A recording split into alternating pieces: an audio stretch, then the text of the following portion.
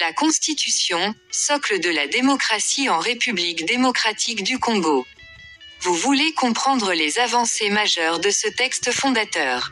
Restez jusqu'au bout de cette vidéo. Je m'appelle Clarisse et je suis heureuse de vous présenter aujourd'hui les points clés de la Constitution de 2006 en République démocratique du Congo. C'est le texte de référence qui organise les pouvoirs publics et consacre les droits fondamentaux en République démocratique du Congo après des décennies de dictature et de conflits. Dans cette vidéo, je vais vous expliquer comment le territoire national est organisé pour renforcer l'unité du pays.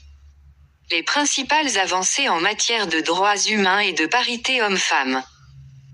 Comment les institutions publiques sont organisées pour éviter la concentration du pouvoir. Les nouveaux mécanismes constitutionnels qui garantissent la démocratie. Bref, tout ce qu'il faut savoir sur cette constitution innovative et fondatrice pour la République démocratique du Congo. Alors, si vous êtes congolais ou simplement intéressé par l'histoire politique de la République démocratique du Congo, je vous invite à rester jusqu'à la fin de cette vidéo pour comprendre l'essentiel de la Constitution de 2006. C'est parti! Voici les points clés de cette Constitution. Sur l'organisation territoriale, la République démocratique du Congo compte 25 provinces plus Kinshasa, ce qui est une innovation majeure par rapport aux précédentes constitutions. L'objectif est de renforcer l'unité du pays, tout en permettant une certaine décentralisation.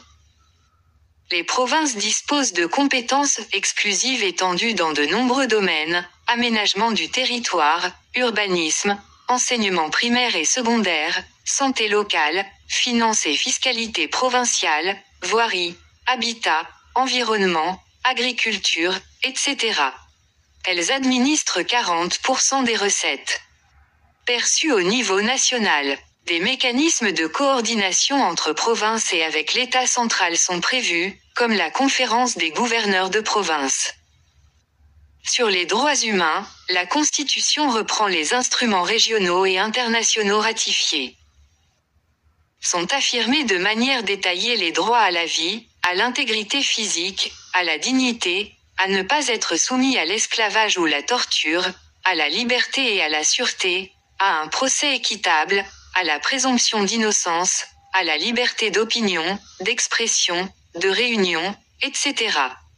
La parité homme-femme est constitutionnalisée dans l'accès aux fonctions électives comme la présidence ou les assemblées, mais aussi dans la fonction publique. C'est une avancée majeure.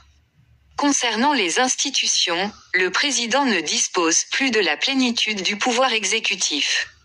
Il partage ses compétences avec le Premier ministre qui dirige le gouvernement. Le président conserve un rôle d'arbitre et de garant du respect de la Constitution. Il est élu pour 5 ans renouvelables une fois. Le Parlement, composé de l'Assemblée nationale et du Sénat, détient le pouvoir législatif. Il peut sanctionner le gouvernement par une motion de censure et contrôler l'action de l'exécutif. Le pouvoir judiciaire est réorganisé en 3 ordres de juridiction, l'ordre judiciaire avec la Cour de cassation, l'ordre administratif avec le Conseil d'État, et la Cour constitutionnelle.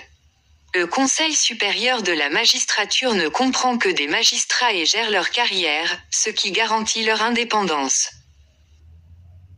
De nombreux mécanismes constitutionnels assurent la séparation des pouvoirs et évitent la concentration du pouvoir entre les mains d'une personne, limitation du nombre de mandats présidentiels, motion de censure ou défiance au Parlement, saisine de la Cour constitutionnelle, immunité parlementaire relative, etc.